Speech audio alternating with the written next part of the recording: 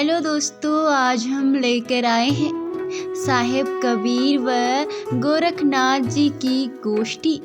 आइए शुरू करते हैं। एक समय गोरखनाथ सिद्ध महात्मा काशी बनारस में स्वामी रामानंद जी साहेब कबीर जी के गुरु थे से शास्त्राज्ञ करने के लिए आए हुए थे।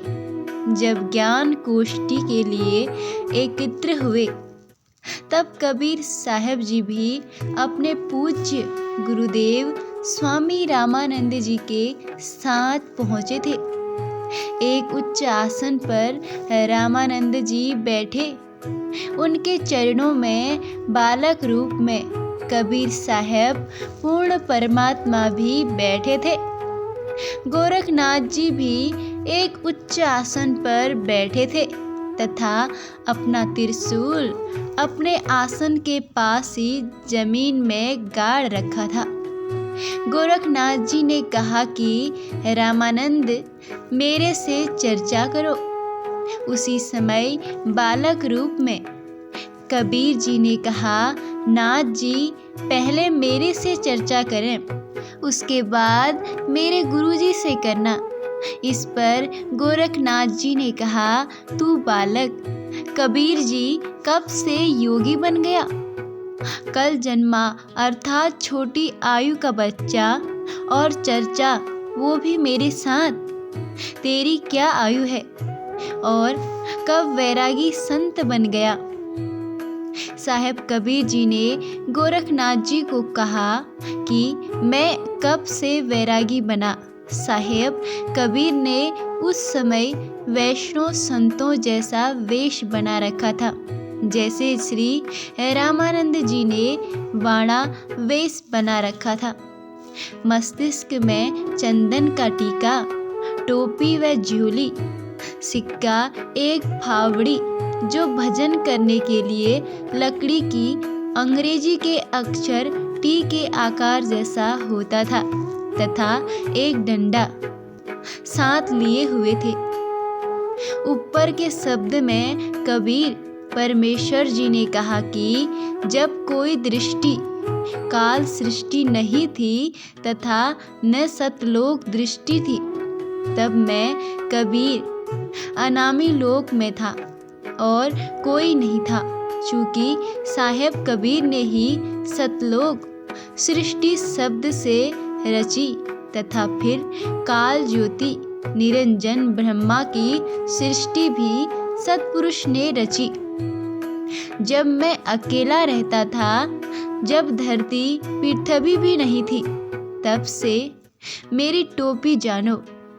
ब्रह्मा को गोरखनाथ तथा उनके गुरु मच्छनंदर नाथ आदि सर्व प्राणियों के शरीर बनाने वाला पैदा भी नहीं हुआ था, तब से मैंने टीका लगा रखा है, अर्थात मैं कबीर तब से सतपुरुष आकार रूप में ही हूँ। सतयुग, त्रेतायुग, द्वापर तथा कलयुग, ये चार युग तो मेरे सामने असंख्यों जागिए। कबीर परमेश्वर ने कहा कि हमने सतगुरु वचन में रहकर अजर अमर घर सतलोक पाया, इसलिए सर्व प्राणियों को तत्व वास्तविक ज्ञान बताया कि पूर्ण गुरु से उपदेश लेकर आजीवन गुरु वचन में चलते हुए पूर्ण परमात्मा का ध्यान सुमरन करके उसी अजर अमर सतलोक में जाकर जन्म मरण रूपी अति दुखमयी संकट से बच सकते हैं। इस बात को सुनकर गोरखनाथ जी ने पूछा कि आपकी आयु तो बहुत छोटी है, अर्थात आप लगते तो हो बालक। तो कबीर साहब ने कहा कि यह उपलब्धि सत्य नाम के जाप से प्राप्त होती है, जो उसके मर्म भेदी गुरु से मिले तथा उसके बाद सारनाथ मिले तथा साधक आजीवन मर्यादा में रहकर तीनों मंत्रों ओम तथा ततत जो सांकेतिक है तथा भी सांकेतिक जाप कर तब सतलोक में वास तथा सत्पुरुष प्राप्ति होती है। करोड़ नारद और मोहम्मद जैसी पाक पवित्र आत्मा भी आकर जन्म कर मर चुके हैं। देवताओं की तो गिनती नहीं, मानव शरीरधारी प्राणियों तथा जीवों का तो हिसाब क्या लगाया जा सकता है। मैं कबीर साहब न बूढ़ा न बालक, मैं तो जवान रूप में रहता हूँ, जो ईश्वरीय शक्ति का प्रतीक है। यह तो मैं लीलामयी शरीर में आपके सक्षम हूँ। कहे कबीर सुनो जी, गोरख मेरी आयु उम्र यह है जो आपके ऊपर बताई है। यह सुनकर श्री गोरखनाथ जी जमीन में गड़े लगभग 7 फुट ऊंचे त्रिशूल के ऊपर भाग पर अपनी सिद्धि शक्ति से उड़कर बैठ गए और कहा कि यदि आप इतने महान हो तो मेरे बराबर में जमीन से लगभग 7 फुट ऊंचा उठकर बात करो। यह सुनकर कबीर साहब बोले, नाथ जी ज्ञान कोष्ठी के लिए आए हैं, न कि नाटकबाजी करने के लिए। आप नीचे आए और सर्व भक्त समाज के सामने यथार्थ भक्ति संदेश दें। श्री गोरखनाथ जी ने कहा कि आपके पास कोई शक्ति नहीं है। आप तथा आपके गुरुजी दुनिया को गुमराह कर रहे हो। आज तुम्हारी पोल खुलेगी। ऐसे तो जाओ बराबर। तब कबीर साहब के बार बार 2 बार प्रार्थना करने पर भी नाथ जी बाज नहीं आए तो साहेब कबीर ने अपनी पराशक्ति पूर्ण सिद्धि का प्रदर्शन किया। साहेब कबीर जी जेब में एक कच्चा धागे की रील कुकड़ी थी, जिसमें लगभग 150 फुट लंबा धागा लिपटा हुआ था, जो निकाला और धागे का एक सिरा आखिरी छोर पकड़ा और आकाश में फेंक दिया। वह सारा धागा उस बंडल से उधड़कर सीधा खड़ा हो गया।